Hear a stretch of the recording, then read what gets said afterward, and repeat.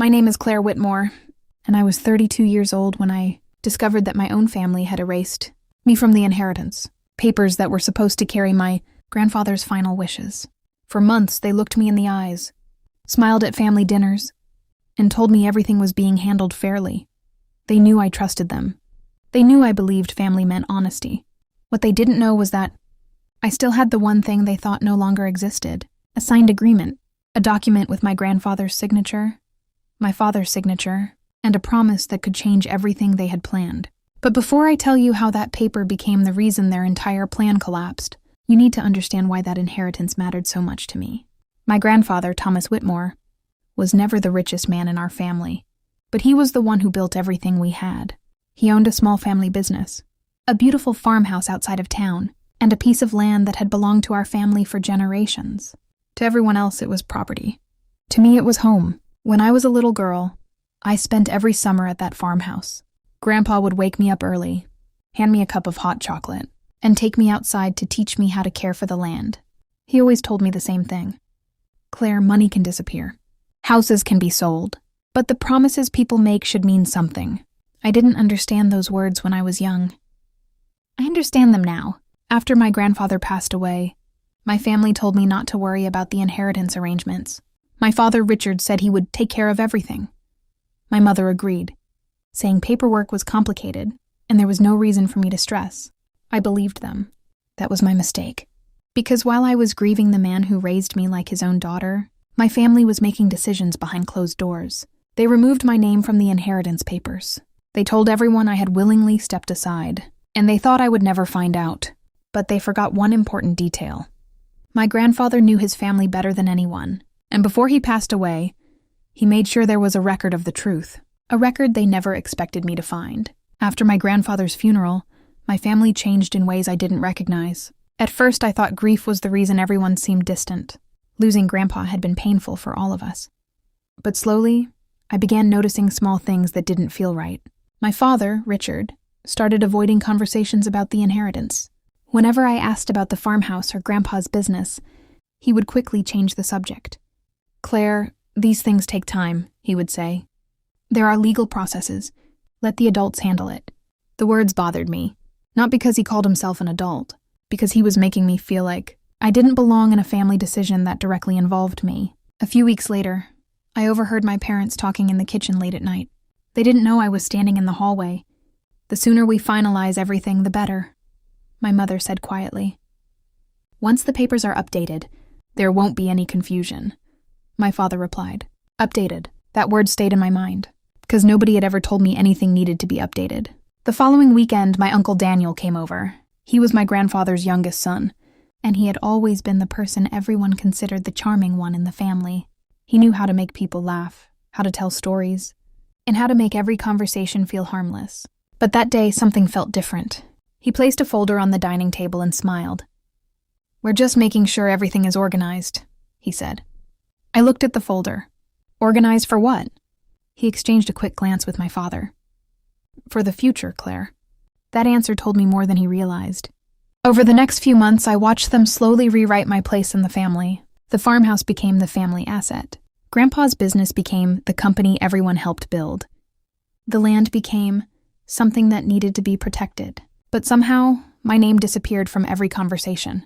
I finally confronted my father. "Dad, Grandpa always told me the farmhouse would stay in the family. He always included me in those conversations." My father sighed like I was being difficult. "Claire, your grandfather was old. People say things when they get emotional." Those words hurt more than I expected. Because Grandpa wasn't confused. He was the most careful person I knew.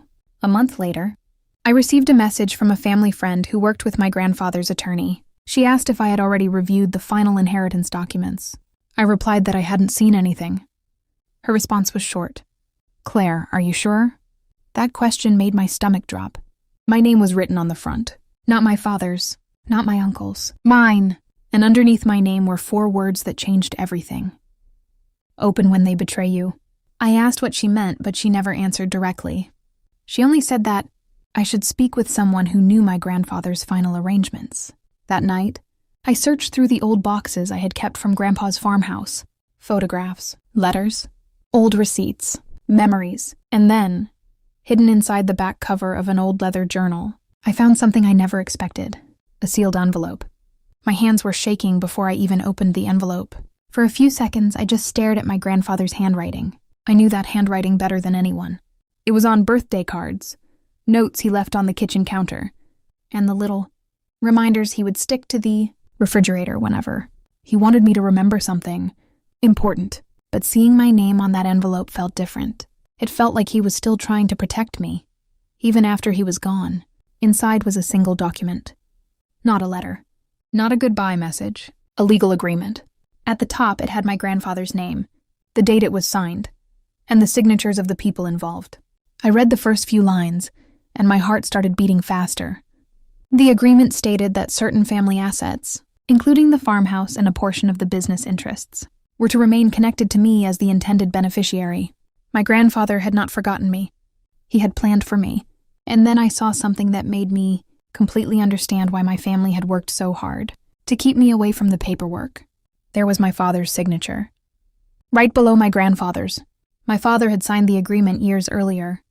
He knew. He had always known. The man who told me there was nothing to worry about had already agreed to the very thing he was now trying to erase. I sat on the floor of my apartment holding that paper for almost an hour. I felt angry. I felt betrayed. But more than anything, I felt disappointed. Because I wasn't fighting strangers. I was fighting the people who were supposed to stand beside me. The next morning, I contacted my grandfather's attorney, Margaret Ellis. When I walked into her office, she looked at the document and immediately knew what it was. "Claire," she said quietly, "I was wondering when you would find this." I looked at her in shock. "You knew about this?" She nodded. "Your grandfather asked me to keep a copy safe. He believed there might come a time when someone would try to change his wishes." Those words hit me harder than anything else. Grandpa knew. He knew exactly what kind of situation could happen. Margaret explained that the agreement was not just a personal promise. It was a signed record showing that my father and uncle were aware of my grandfather's intentions. They could argue. They could deny, but they couldn't pretend they never knew. Meanwhile, my family had no idea I had found the document. They continued moving forward with their plan. My mother called me a few days later and casually mentioned that everyone was meeting to finalize the inheritance situation. Her voice sounded unusually confident. "Claire, I think you'll understand once we explain everything." I almost laughed, because for the first time I knew something they didn't. They thought they had removed me from the story. They didn't realize I was holding the missing page that could rewrite the entire ending. I decided not to confront them immediately. Grandpa had taught me something important. The strongest move is not always the loudest one. Sometimes you wait, you watch, and you let people reveal exactly who they are. Because soon my family was going to sit in that room believing they had won. And I was going to walk in carrying the one piece of evidence they never expected to see. The day of the family meeting arrived, and I could feel the tension before I even walked through the door. My parents had invited everyone to my Uncle Daniel's house. They called it a final discussion, but I knew what it really was. They were preparing to close the chapter on Grandpa's wishes. They believed they had already won. When I arrived, my father smiled at me like nothing had happened. "Glad you could make it, Claire," he said. I looked around the room. My mother was sitting beside him. My uncle had a folder in front of him. Everyone looked calm and confident. That confidence disappeared the moment I placed a document on the table. "I think before we finalize anything, everyone should read this." My father looked down. For a second, he didn't react. Then his face changed. Not confusion. Recognition, because he knew exactly what he was looking at. "Where did you get that?" he asked. I looked at him and calmly replied, "From Grandpa. The same person whose wishes you said didn't matter anymore." The room became silent. My uncle quickly reached for the paper. He read the agreement once, then again. His confidence started disappearing. "This doesn't prove anything," he said. But his voice was different now. Less certain. Margaret, my grandfather's attorney, who had joined the meeting, opened her folder. "Actually, it proves quite a lot," she said. She explained that the agreement had been signed years earlier and that everyone involved had acknowledged my grandfather's intentions. My father looked uncomfortable. "I was under pressure back then," he said. I almost couldn't believe what I was hearing. Pressure. That was his explanation. Not regret, not an apology, just an excuse. For years, they had treated me like I was too young to understand. But the truth was, They weren't protecting me. They were protecting their own plans. My mother started crying. She said they only wanted what was best for the family, but I finally understood something. Sometimes people use the word family when they mean control. Grandpa never wanted the farmhouse because it was valuable. He wanted it protected because it represented everything he built. The love, the memories, the promises, and now I was the person who had to protect that legacy. The legal process took time, but the signed agreement changed everything. The attempts to remove my name were challenged. The decisions made behind my back were reviewed. And eventually, the truth came out. My family had tried to erase my place in Grandpa's legacy, but they couldn't erase the proof. Months later, I stood on the porch of the farmhouse, holding the same agreement that had changed everything. The old wooden boards still creaked. The trees still moved with the wind, and for the first time in a long time, I felt peaceful. I realized Grandpa's greatest gift wasn't the inheritance. It was the lesson he left me, that sometimes protecting yourself doesn't mean you love your family less. It means you respect yourself enough to stand for what is right. My name was removed from the papers, but it was never removed from Grandpa's heart.